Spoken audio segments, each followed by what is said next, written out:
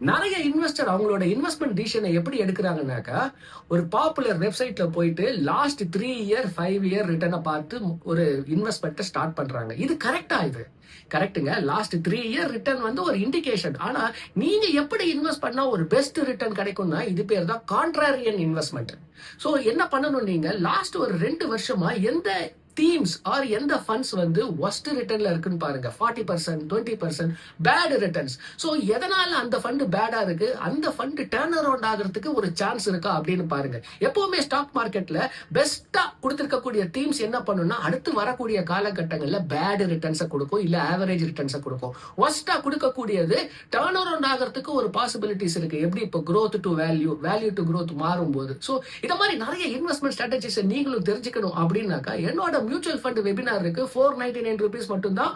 கலந்துக்குங்க. நீங்களும் ஒரு expert investor ஆகலாம். நிறைய ரிட்டர்ன்ஸ் நீங்க உங்க போர்ட்ஃபோலியோல பார்க்கலாம்.